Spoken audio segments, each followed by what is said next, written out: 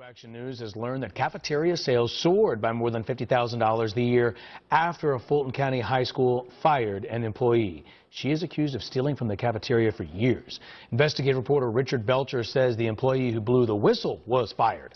Beth Walsh indeed lost her job, but now her former boss is awaiting indictment on theft charges. It's clear that sales at the North Springs High School cafeteria went up, way up, after Walsh raised questions about her cafeteria boss. We last saw former cafeteria manager Brenda Watts in a Fulton County courtroom in February.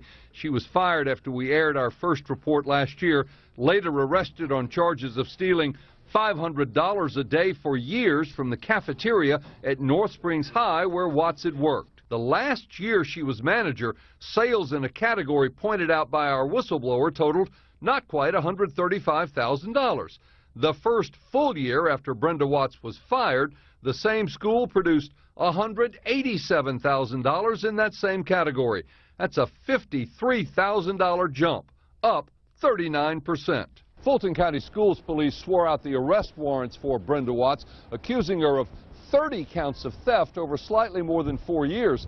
But the woman who blew the whistle on Watts suspects it went on longer than that. Would I have liked to have kept my job? Sure.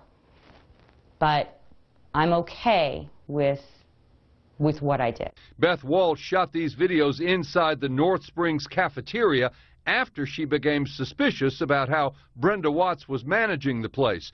She told me there was no register to account for cash-only sales at this blue cart known as the campus cuisine.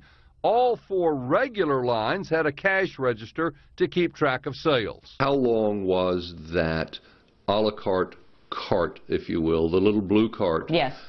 There, taking in cash only? At least 15 years, up to maybe 20. I spoke by telephone this afternoon with Brian Steele, who was Brenda Watts' defense attorney. He declined comment on today's story. Beth Walsh filed a whistleblower lawsuit against the Fulton County school system earlier this year. Also today, her lawyer declined comment. Live in the newsroom, Richard Belcher, Channel 2 Action News.